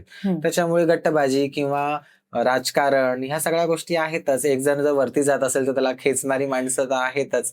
नॉर्मल समाजामध्ये असतात तशी आपल्याही समाजामध्ये आहेत. पण हे जे खेचाखेची आहे किंवा हे जे राजकारण आहे, हे उपजीविकेचं साधन कमवण्यासाठी किंवा हे आयुष्य जगण्यासाठी जी धडपड आहे त्याच्यासाठी असतं. बाकी असं वैयक्तिक असं काही नाही की राजकारण असं वैयक्तिक असं काही नसतं. माऊ पुजारीशी हा संवाद, इतका छान संवाद मी साधतीये, तर मला एक गोष्ट अशी विचारायची की कधी असा आयुष्यात क्षण आला का की तिथे असं वाटलं की नाही बास, आता मला हे आयुष्य संपवायचं, असं कधी घडलं की? हो, असं घडलेलं आहे. खरं तर सर्वांना माहितच आहे की मी सोशल मीडियावरती आहे. इंस्टाग्राम, युट्यूब या माध्यमांमध्ये मी सगळ्यांना प्रेझेंट होत असते. असंही झालं होतं की ज्यावेळेस मी इंस्टाग्रामला माझी एक मैत्री झाली एका मुलाबरोबर आणि त्याच्यानंतर बोलणं चालणं चालू झालं. त्याच्यानंतर मग इतकं टॉर्चर झाल्यासारखं झालं की अक्षरशः मला त्यावेळेस असं वाटलं होतं की इनफ, आपण स्वतःला संपवून टाकू. कारण की झालं असं होतं की बरेच जण अशी होती, 2-3 मुलांचा ग्रुप होता. त्या ग्रुपमध्ये असं झालं की अक्षरशः मी स्वतःला मारलं, चाकूनी मारलं होतं की हा चेहरा मला नको आहे, मला विद्रूप बनायचं आहे. की नॉर्मली किन्नर समाजामध्ये प्रत्येकाला सुंदर बनायचं असतं, पण मला त्या क्षणाला असं वाटलं होतं की मला विद्रूप बनायचं आहे, मला हे आयुष्य नको आहे. म्हणजे मी असंही म्हणेन की ऍटलिस्ट समोरच्या माणसानी मला एवढं टॉर्चर नसेलही केलं, पण ते माझ्या मनाला खूप लागलेली गोष्ट होती. त्यावेळेस मला असं रिअलाइज झालं होतं की माऊ हे आयुष्य नको. त्याच्यामुळे मी चेहऱ्यावरती पण चाकूनी हे केलं होतं. इतकं मी डिप्रेशनमध्ये गेले होते. त्याच्यामध्ये झालं असं होतं की माझ्या घरी सुद्धा मी वाईट झाले होते. ज्या मी किन्नर कम्युनिटीमध्ये राहते त्या किन्नर कम्युनिटीमध्ये सुद्धा मला वाईट बनवलं गेलं होतं. आणि त्याच्यानंतर बाहेर पण ऑब्व्हियसली मला दुसरी कोणती दुनियाच नाहीये. नॉर्मली समाज आणि माझी किन्नर कम्युनिटी. जर किन्नर कम्युनिटीमध्ये माझ्याबद्दल वाईट सांगितलं गेलं, माझ्या घरामध्ये सांगितलं गेलं, तर मी ऑब्व्हियसली कोणत्या चेहऱ्याने किंवा कोणत्या तोंडाने मी त्या घरामध्ये राहणार आहे. ज्यावेळेस समोरचा व्यक्ती माझ्याकडे बघेल तेव्हा तो वेगळ्या नजरेनेच माझ्याकडे बघेल की अरे ही अशा गोष्टीची आहे किंवा ही फालतू आहे. ह्या सगळ्या गोष्टी जेव्हा सांगितल्या गेल्या माझ्या घरी त्यावेळेस ते मला सहन नाही झालं. आणि मग मी असा निर्णय घेतला होता की हे आयुष्य इथेच संपवायचं. पण घरातल्यांनीच मला सपोर्ट केला आणि सांगितलं की तू कशीही असशील, दुनिया तुला काही बोलू दे, आमच्या समोर आहेस, आम्हाला माहितीये तू काय आहेस काय नाही. त्याच्यामुळे मग मी तो निर्णय थांबवला असं मी म्हणेन. नाहीतर मी त्यावेळेस संपली असती. मी स्वतः 2-3 वेळेस सुसाईड करण्याचा पण प्रयत्न केलेला आहे. त्याच दरम्यान तुझ्या आतमध्ये एक मुलगी, एक स्त्री लपलेली आहे, स्त्रीत्व तुझ्यामध्ये खचून भरलेलं आहे. पण मग ह्या माऊला कधी प्रेम झालं होतं का कोणावर? हो, शेवटी एक स्त्री आहे, मलाही हृदय आहे, मलाही मन आहे म्हटल्यावरती होणार. तर मलाही झालं होतं प्रेम. पण झालं असं की त्या प्रेमाचा समोरच्या व्यक्तीने गैरफायदा घेतला. म्हणजे मी असं नाही म्हणणार, म्हणजे म्हणतात ना की रबर ताणल्याने दोन्ही साईडनी ताणला तर तो ताणला जातो आणि तुटला जातो. सो अशा पद्धतीमध्येच होतं. ज्यावेळेस मी पहिल्यांदा प्रेमामध्ये पडले त्याच्यानंतर मग हळूहळू स्टार्टिंगला सगळं व्यवस्थित चालू होतं, पण नंतर मग समोरून मला टॉर्चर होणं, त्याच्यानंतर जसं काही मुलींना बंधनं असतात तशी मलाही होती. पण माझं ऑब्व्हियसली जर मी एखाद्या कार्यक्रमामध्ये जाते, मी नाचते, तर मला त्याच्यातून 2 रुपये मिळणार आहेत. माझ्या उपजीविकेचं साधन म्हणजे मी सोशल मीडिया आहे माझी, युट्यूब आहे, त्यानंतर माझे जे देवीचे कार्यक्रम असतात, पूजापाठ असतात, ह्याच्यातूनच माझं उपजीविकेचं साधन आहे. पण त्यावेळेस झालं असं की तू नाचायचं नाही, तू बाहेर जायचं नाही, मग मी खाणार काय? बरोबर. मग माझं मी उपजीविकेचं साधन कसं काय निर्माण करू ना, तू मला देणार आहेस. त्याच्यावरनं शक ह्या सगळ्या गोष्टी निर्माण झाल्या आणि मग समोरच्या व्यक्तीने मला खूप मारलं होतं. इतकं मारलं की अक्षरशः चाकू आणला होता त्याने आणि त्या चाकूने मला मारलं हाताला. आणि मला अजूनही तारीख आठवते, 14 जानेवारी ती तारीख होती आणि तो हाताला लागला होता. आणि मी पहिल्यांदा घर सोडून गेल्याच्या नंतर पहिल्यांदा माझ्या घरी जाणार होते.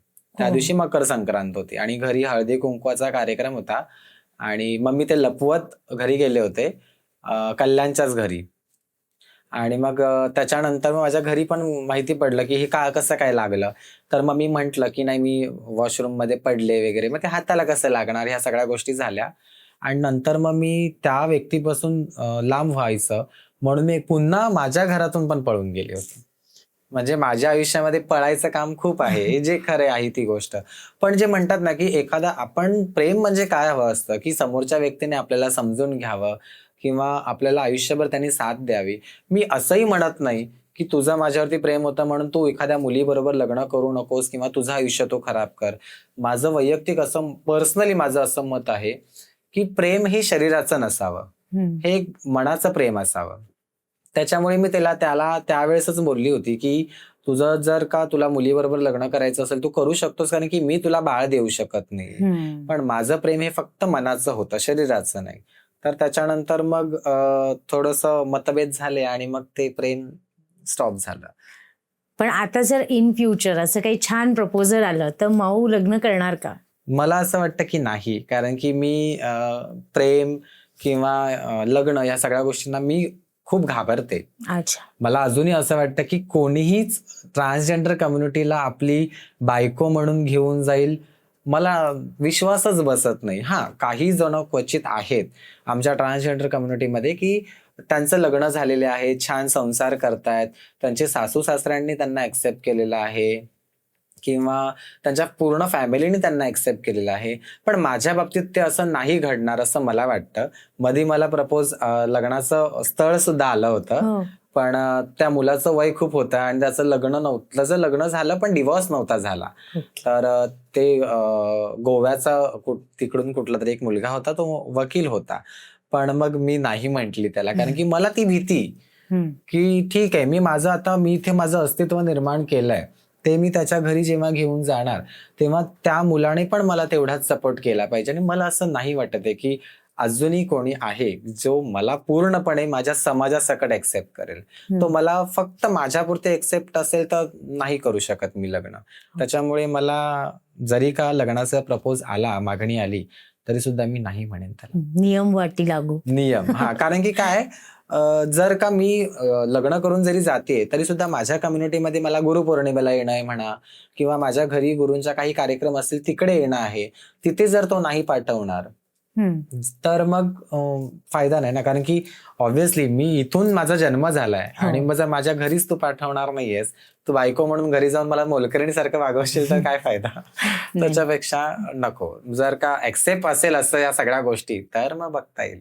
बघतायत प्रेक्षक, ह्याच्यात नक्कीच कोणीतरी असं एक असेल जे तुला नक्की म्हणेल की मला ह्या सगळ्या अटी मान्य आहेत. अजून एक विचारावं वाटतं की माऊ संपूर्ण महाराष्ट्रभर फिरते, तू संपूर्ण महाराष्ट्रात काही कार्यक्रमानिमित्त सगळ्या गोष्टींसाठी फिरते, पण मग असं सगळं फिरत असताना असा कोणता पदार्थ आहे आईच्या हातचा की ज्याची आठवण नेहमी येत राहते?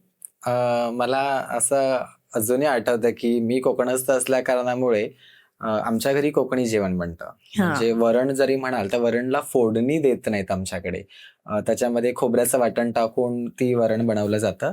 सो ते वरण मी अजून अद्यापही कुठल्याही हॉटेल रेस्टॉरंट मध्ये खाल्लेलं नाहीये. त्याच्यामुळे त्या वरणाची मला माझ्या आईची आठवण येतेच. आज या पॉडकास्टच्या माध्यमातून संपूर्ण महाराष्ट्र तुला ऐकतोय, पण मग या महाराष्ट्राच्या जनतेकडून, या समाजाकडून किंवा सरकारकडून काय अपेक्षा आहे? खरं तर म्हणतात ना की अपेक्षा ठेवणं फार चुकीची गोष्ट आहे. त्याचा बदल हा आपण स्वतः घडवला पाहिजे. तर मी त्याच प्रयत्नामध्ये आहे. पण जसं की आता तुम्ही म्हटलात ताई की माऊताई तुम्ही पूर्ण महाराष्ट्र फिरता. हो, मी पूर्ण महाराष्ट्र फिरते, पण त्याच्यामध्ये सुखसुविधा नाही आहेत. जसं की आता मी कुठेही बाहेर जाते म्हणा, तर मला जर हॉटेल घ्यायचं असेल, माझ्या मैत्रिणी आणि आम्ही सगळ्याजणी असेल, तर काही जण म्हणतात की अरे किन्नर लोक आहे, मग नको मत देऊ. म्हणजे त्यांना असं वाटतं की हॉटेल घेतायत म्हणजे ही लोक काहीतरी वेगळंच काम करतायत की काय. सो हे माणसांचं, समाजाचा विचार जो आहे किन्नर कम्युनिटी बद्दल, हा पूर्णपणे बदलला पाहिजे. जसं की एखादी फॅमिली बाहेर फिरायला जाते, तसं माझ्या मैत्रिणींचा ग्रुप आहे माझ्या ट्रान्सजेंडर कम्युनिटीतला, मी त्यांच्याबरोबर फिरायला जाते. इव्हन मी केदारनाथ जी ट्रिप आता मध्ये जस्ट केली, तिकडे सुद्धा मला हाच प्रॉब्लेम आलेला आहे की आम्हाला बघितल्याच्या नंतर काही जण म्हणतात की नाही हे पुरा फुल हो गया नाही, आणि काही जण इतकेही चांगले आहेत की अक्षरशः त्यांनी आमच्याकडून पेमेंट सुद्धा घेतलेलं नाही. अच्छा. इतके सुद्धा चांगले आहेत. इव्हन आपण जे वॉशरूमला वगैरे जातो तर तिकडे तुम्ही मेल फिमेल वॉशरूम बघितला आहात, पण कुठे ट्रान्सजेंडर कम्युनिटीसाठी वॉशरूम नाही पाहिलेले. सो ते वॉशरूमची सुविधा नाहीये. त्याच्यामुळे जर एखाद्या वेळेस लेडीजमध्ये जात असताना आपण आतमध्ये एंटर केल्या सगळ्या लेडीज लोक असे बघत असतात की अरे हे कसे काय इथे, म्हणजे ते सर्टनली एका एरियामध्ये ठीक वाटतात त्यांना, पण आपण फिरायला आलो आहोत आणि फिरता फिरता मग ये लोक कहाँ से या, मग ते सगळ्या गोष्टी होतात. त्याच्यामुळे सरकारने ते एक सुविधा दिल्या पाहिजेत. दुसरी गोष्ट, सगळं कागदोपत्रामध्येच आहे तर त्याचं अस्तित्वामध्ये पण समोर आलं पाहिजे. असं नाहीये की मी शिकलेली नाहीये किंवा मी शिकली नाही तर मला रस्त्यावरती उभं राहिल्याच्या नंतर 2-4 रुपये मागितल्याच्या नंतर माझं पोट भरतंय म्हणजे मला तेच आयुष्य जगायचंय, असं नाही आहे. प्रत्येक किन्नर आहेत, अजूनही बरेचसे असे आहेत की त्यांना ते लोक शिक्षण घेत आहेत, पण त्यांना पुढे काहीतरी समाजामध्ये करायचं आहे, कुठे जॉब करायचा आहे, पण ते मिळत नाही आहे. अशी गोष्ट झाली. त्याच्यामुळे जर का कागदोपत्री ह्या सगळ्या गोष्टी आहेत तर त्या अस्तित्वात सुद्धा आणल्या पाहिजेत. प्रत्येक ऑफिसेसमध्ये जे बॉस लोक आहेत किंवा या सगळ्या गोष्टी, त्यांनी एकाला जरी जॉबला ठेवलं ना तरी त्यांना बघून दुसऱ्या ऑफिसमध्ये पण जॉब मिळू शकतो, असं मला वाटतं. ओके. आणि आता मध्यंतरी जंतर मंतरवरती जे आंदोलन झालं तर त्यामध्ये पण तुमच्या कम्युनिटीचा सहभाग होता, तर त्याबद्दल काय सांगा? त्याबद्दल तर मी असं म्हणेन की दिल्लीला जे जंतर मंतरचं जे झालं आंदोलन, त्याच्यामध्ये बरेचसे LGBT कम्युनिटी मधले गेले. पण तिथे गेल्याच्या नंतर असं झालं की त्यांच्यावरती कॅमेरा फोकस झाला, पण मग त्यांनी जे दिलेले गलिच्छ शिवीगाळ आहे किंवा टॉन्ट मारलेले आहेत हे समाजाला दिसलं. आणि बाकी त्यावेळेस ते म्हणजे म्हणतात ना, जेव्हा पोलिसांनी लाठीचार्ज केला किंवा अजून काही बऱ्याचशा गोष्टी तिकडे झाल्या, त्यावेळेस सुद्धा ते तिथे होते ना, मग तेवढंच त्यांना महत्व का नाही दिलं गेलं? तुम्ही फक्त एक रील्स करायची म्हणून त्या किन्नर कम्युनिटीला LGBT कम्युनिटीला पुढे तुम्ही आणलात, त्याच्यानंतर त्यांनी 1-2 शेरो शायऱ्या बोलल्या, त्या तुम्ही फेमस केल्या, ठीक आहे, मान्य आहे. ते झाल्याच्या नंतर मुंबईमध्ये सुद्धा रॅली निघाली होती ठाण्याला. माझी ओळखीचीच एक ट्रान्सजेंडर आहे, ती सुद्धा त्याच्यामध्ये सहभागी झाली. तिने स्पीच दिलं, ती स्वतः हे सुद्धा बोलली की मी एक 15वी ग्रॅज्युएशन झालेली व्यक्ती आहे ना, म्हणून मी आज ह्या समाजाला सांगायला आलेली आहे की शिक्षण नसेल तर काय होतं. ऑब्व्हियसली आमच्या समाजामध्ये बरेच जण शिकलेले आहेत, त्यांना जॉब मिळत नाही. जर आज ते जी मुलं आंदोलन करत होती त्यांना जरी आपण पाठिंबा दिला तरी कुठेतरी आपण सार्थक झाल्यासारखे वाटू. ह्या हिशोबाने ट्रान्सजेंडर कम्युनिटी किंवा किन्नर कम्युनिटीने सुद्धा तिथे योगदान दिलं. पण झालं असं की जेव्हा ती एक न्यूज मध्ये तिची ती मुलाखत आली, बाईट घेतली होती तिची, तर त्याच्या खाली एवढे बॅड कमेंट्स होते की अरे मग तू एवढी शिकलेस तर मग तू छक्का का झालीस, किंवा तू जर एवढी शिकलीस तर मग तू हिजड्यांमध्ये काय आहेस, मग तू का नाही ऑफिसमध्ये जॉब करत. मान्य आहे की जर ती ट्रान्सजेंडर झाली ही तिच्या नशिबाचा भोग आहे ना, तिच्या आतले जे बॉडीमधले हार्मोन्स आहेत त्याच्यानुसार ती झालेली आहे. पण मग ती किन्नर आहे म्हणून ती जर ती आंदोलनाला सपोर्ट नाही करू शकत, हे कितपत योग्य आहे? दुसरी गोष्ट, जर का तिचं ग्रॅज्युएशन कम्प्लीट झालंय तर तुम्ही जर तिला ऑफिसमध्ये जॉब दिला तर तिने तेही केलं असतं आणि तिची कम्युनिटी सुद्धा बघितली असती. आम्ही असं म्हणत नाही, आमच्या कम्युनिटीमध्ये आता बरेचसे असे वयोवृद्ध किन्नर आहेत की ते अक्षरशः घरातच बसून आहेत. त्यांना सांभाळणारं कोण आहे? त्यांना त्यांचे शिष्यच सांभाळतायत ना. मग आम्ही ऑफिसमध्ये जाऊन किंवा जॉबला जाऊन आम्ही आमच्या वृद्ध जे किन्नर आहेत त्यांना सांभाळू शकतो. तुम्ही जॉब देणार आहात का? तुम्ही जॉब एकाने द्या ना. मी तर म्हणेल की फक्त एकाने द्या. त्याला बघून 4 जणांनी जेव्हा ते जॉब देतील तेव्हा कुठेतरी, मी म्हणणार नाहीये की आता हे 2 दिवसामध्ये लगेच सगळ्या गोष्टी होणार आहेत. याला खूप मोठी प्रोसेस आहे, किंवा समाजाला सुधारण्यासाठी किंवा समाजाला किन्नर कम्युनिटी काय हे समजून घेण्यासाठी अजून फार वेळ लागेल. पण तुम्ही ते समजून घेण्याचा प्रयत्न करा. कारण की काय होतं, किन्नर कम्युनिटी म्हटल्यावरती घाण आहे, सोडून द्या, विषय संपला. पण असं नाहीये. जसा ही किन्नर कम्युनिटी आहे तसंच नॉर्मल समाज आहे. मगासपासून हेच सांगतेय की नॉर्मल समाज आणि किन्नर समाज ह्याच्यामध्ये काही एक फरक नाहीये, फक्त अवयव बदललेले आहेत. आपण अवयव बदलले असतील म्हणून आपण एखाद्याबद्दल तुच्छ लेखणं ही चुकीची गोष्ट आहे. बरोबर. तुम्ही निसर्गाने दिलेली तुम्हाला ती देणगी असेल, आम्हाला नसेल दिली, आम्हाला सायन्स देत आहे एखादी देणगी, पण मग आम्ही त्या गोष्टीमध्ये एकदम सॅटिस्फॅक्शन आहोत ना, आम्हाला त्या गोष्टी त्या शरीरामध्ये राहायला आवडतंय ना, आम्हाला साडी नेसण्यामध्ये आनंद आहे ना.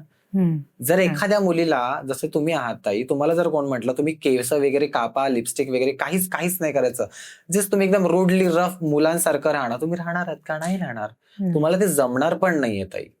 जसं एखाद्या स्त्रीला स्त्रीसारखं राहावं वाटतं, तसं एखाद्या किन्नराला किन्नरासारखं राहावं वाटतं. मग त्याच्यामध्ये वेगळेपणा असा काय आहे? वेगळेपणा काहीच नाही. मग असं समोरून एखादं कोणी किन्नर दिसलं तर आपण घाबरतो.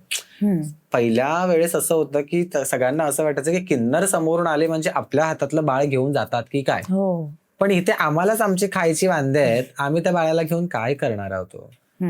जर का एखाद्याच्या घरामध्ये किन्नर जन्माला आला तर ते आई वडीलच त्या बाळाला एक्सेप्ट करत नाहीत, आई वडीलच आणून तुम्हाला तुमच्या दरवाजात ठेवून देतात किन्नरांच्या, तर आम्ही कुठे लहान बाळांना खेचून घेऊन जायची आम्हाला काय गरज आहे. पहिली एक अशी अफवा होती की किन्नर लोक मुलांना खेचून घेऊन जातात आणि रस्त्यावरती सिग्नलवरती मागायला लावतात. लहान आहे तोपर्यंत ठीक आहे, जर मोठं झाल्याच्यानंतर त्या मुलाला कळणार नाही का आपण कोण आहोत, आपल्या बॉडीतले हार्मोन्स कळणार नाहीत का काय आहेत. ऑब्व्हियसली कळणारच आहे, तो मुलगा पळूनच जाणार आहे. अशी ह्या गोष्टी काहीच नसतात की किन्नर लोक मुलांना घेऊन जातात घरातून. आम्हाला आमचं आयुष्य जड झालंय, आम्हाला एक वेळेस जेवण मिळणं खूप कठीण आहे, तर आम्ही तुमच्या मुलांना घेऊन काय करणार आहोत. बरोबर. आणि आम्ही स्वतः समाजामध्ये पुढे जाण्याचा प्रयत्न करतोय, थोडासा विकसित होण्याचा प्रयत्न करतोय, तर आम्ही त्या लोकांना घेऊन या समाजामध्ये काय करणार आहोत. तुम्ही हा विचार करा, ज्यावेळेस मी घरातून निघाले त्यावेळेस माझी गुरु मला हे पण म्हटली होती की बाळा, आई वडील पुन्हा मिळणार नाहीत, आई वडिलांकडे राहा. जर त्यांना किन्नर लोक हवेच असते तर त्यांनी मला बोलले असते, अरे चांगली गोष्ट आहे बाळा, अजून 4-5 पोरांना घेऊन. हे होऊ शकतं ना. सो मग आम्ही स्वतः प्रगतीकडे धावण्याचा प्रयत्न करतोय आणि आमच्या बरोबर आम्ही अजून 4 जणांना का घेऊ, एकटं धावण्यात किती मजा आहे. मग त्याच्यामुळे आम्हाला असं ह्या समाजाशी एवढंच म्हणणं आहे की जसे नॉर्मल समाज आहेत तसंच आम्हाला सुद्धा समजा. या गव्हर्नमेंटने जे कागदोपत्रावरती लिहिलेले आहेत ते अस्तित्वात आणा, जेणेकरून किन्नर कम्युनिटी सुद्धा किंवा किन्नर समाज हा तुमच्याच आमच्यासारखा नॉर्मल आणि कॉमन वाटेल. आज आपण दोघींनी मैत्रिणींसारख्या गप्पा मारल्या, खूप मजा आली आजच्या पॉडकास्टला. पण वेळेचं बंधन असतं आणि अशा खूप गोष्टी आहेत की असे अनेक पॉडकास्ट आपल्याला कमी पडतील, पण आपल्याला शेवटाकडे नाईलाजाने यावं लागतंय. तर जाता जाता मला एक महत्वाचा प्रश्न असा विचारायचे की आजही असे अनेक मुलं मुली आहेत की ज्यांच्या आतमध्ये ह्या भावना दडलेल्या आहेत आणि काही कारणास्तव, फॅमिली असेल, समाज असेल, ते ह्या भीतीने त्या भावनांना ते वाट मिळून देऊ शकत नाहीयेत. तर अशा मुलांना काय सांगणार या पॉडकास्टच्या माध्यमातून? येस, सो मी अशा मुलांना हेच सांगेन की तुम्ही तुमच्या पॅरेंट्सला समजवण्याचा प्रयत्न करा. मी असं म्हणणार नाही, तुम्ही हे नका सांगू की आम्ही असं म्हणणार आहोत तसं तुमच्या आतमध्ये जे काय आहे, ज्या फिलिंग्स आहेत त्या तुम्ही ऑब्व्हियसली आता मोबाईल एवढा छान आहे की त्याच्यामध्ये तुम्हाला सगळ्या गोष्टींची माहिती मिळेल. तुम्ही असे का बनलात, काय झालंय नेमकं, त्या संदर्भामध्ये तुम्ही स्वतः आधी माहिती घ्या की तुमच्या बॉडीमधले हार्मोन्स इनबॅलेन्सिंग म्हणजे काय, ते का होतात आणि ते कोणाला होतात. हे ज्या गोष्टींचं जेव्हा तुम्हाला समीकरण कळेल किंवा ज्या गोष्टींचं ज्यावेळेस तुम्हाला शिक्षण मिळेल स्वतःला, त्यावेळेस तुम्ही तुमच्या आई वडिलांना समजावून सांगण्याचा प्रयत्न करा. आणि ऑब्व्हियसली आई वडील आहेत म्हटल्यावरती ते एखाद्या कुठल्या तरी पॉइंटवरती येऊन ती लोक मंजुरी देतातच. जर का माझं असं म्हणणं आहे की जे आई वडील शिकलेले नाही आहेत त्यांना शिकवा, त्यांना प्रयत्नांनी म्हणजे सांगण्याचा प्रयत्न करा की आम्ही असे आहोत. जर का ऍक्सेप्ट नसेल तर मग ऑब्व्हियसली नाईलाज आहे तुम्हाला की तुम्हाला जे तुम्ही आयुष्य जगताय आई वडिलांच्यासाठी का होईना ते आयुष्य तुम्हाला जगणंच आहे, मन मारून राहणंच आहे. आणखीन एक जाता जाता शेवटचा प्रश्न अगदी विचारायचा आहे की जिथे आयुष्य संपवण्याचा विचार मनात आला होता, असेच विचार तुमच्या कम्युनिटीमधल्या अनेक लोकांच्या मनात वारंवार येत असतील दर दिवसाला, त्यांच्यासाठी काय सांगणं असेल? मी असंही म्हणेन की ज्यावेळेस आपण आयुष्याच्या मार्गावरती चालत असतो तेव्हा आपल्याकडे एकच ऑप्शन नसतं. ऑब्व्हियसली आपल्याकडे बरेच ऑप्शन्स असतात. ज्या मार्गावरती आपण जातोय तो मार्ग चुकीचा आहे म्हणून आपण कुठेतरी ह्या स्टेप पर्यंत आलो आहोत असं समजून आपण दुसरा मार्ग निवडा. जर का समजा एखाद्या मुलांकडून आपल्याला त्रास आहे तर आपण ते स्टॉप करून आपण नॉर्मली आपल्या समाजामध्ये काय नवीन प्रकार घडवता येतील किंवा काय आणखीन छान तयार करता येईल ह्याच्यावरती आपण अभ्यास करून आपण तो मार्ग निवडा. किंवा जर का तुम्ही ज्या गोष्टीमध्ये कम्फर्टेबल आहात की बाबा मी ही गोष्ट कम्फर्टेबलनी करू शकते, तो मार्ग तुम्ही निवडा. रस्ता चेंज करा, म्हणजे तुम्हाला आयुष्य संपवण्याचा निर्णय हा वेगळा वाटेल. नक्कीच नक्कीच. खूप काही गोष्टी ह्या समाजाबद्दलच्या पारदर्शकपणे म्हणेन मी, कारण अनेक ठिकाणी अनेक गोष्टी ऐकायला मिळतात. बरेच पॉडकास्ट मीही ऐकलेले आहेत, पण आज अनेक गोष्टींबद्दलची पारदर्शकता समोर आली आणि खूप काही छान छान गोष्टी माझ्यापर्यंत पोहोचल्या. त्या ह्या पॉडकास्टच्या माध्यमातून प्रेक्षकांपर्यंत सुद्धा नक्कीच पोहोचतील. पण या पॉडकास्टच्या माध्यमातून एक मनापासून आलेली शुभेच्छा, आशीर्वाद आमच्या समाजाकडून द्यावासा वाटतो. तो म्हणजे असा जो प्रयत्न सुरू आहे तुमच्या समाजाला वरती आणण्याचा, तुमचा सगळ्यांचा, त्या सगळ्यांना त्या देवीचा आशीर्वाद मिळो आणि लवकरच काहीतरी मोठा बदल घडेल अशी आपण आशा करूयात. आणि ह्याच शुभेच्छा मी या पॉडकास्टच्या माध्यमातून देते. अगदी फार योगायोगाने आपली भेट झाली. माझ्या एका शब्दाला तुम्ही हो म्हणून इथे आलात आणि हा पॉडकास्ट आपण केलात, त्यासाठी मी मनापासून आभार मानीन. आणि माझ्या मैत्रिणींमध्ये एका सुंदर मैत्रिणीची, सुंदर व्यक्तिमत्वाची भर पडली असं मी आज इथे आवर्जून सांगेन. पुन्हा एकदा भेटूयात आणि असाच एक छान प्रवास तुमचा आपण प्रेक्षकांपर्यंत पोहोचवण्याचा नक्की प्रयत्न करूयात. Thank you so much. धन्यवाद. थँक्स. आजच्या संवादातून खरंच एक गोष्ट आवर्जून जाणवली. प्रत्येक व्यक्ती ही वेगळी असते, तिची संघर्षाची कहाणी वेगळी असते. त्यामुळे त्या कहाणीचा आदर करून प्रत्येक व्यक्तीचा सन्मान करणं हे आपलं कर्तव्य आहे. आणि त्यामुळेच ट्रान्सजेंडर कम्युनिटीला कुठेही न डावलता त्यांचा सुद्धा संघर्ष जाणून घेऊन त्यांचा आदर करणं हे तितकंच महत्त्वाचं आहे. आजच्या या संवादातून आपण त्यातल्या अनेक समजुती, गैरसमजुती याबद्दल जाणून घेतलं. पुढच्या पॉडकास्टमध्ये सुद्धा अशाच एका अवलिया व्यक्तिमत्वाला तुमच्या सगळ्यांच्या भेटीला घेऊन येणार आहोत. तोपर्यंत वार्तालाप जंक्शनला फॉलो करा आणि आमच्यावर असंच खूप प्रेम करत राहा. Thank you so much. धन्यवाद.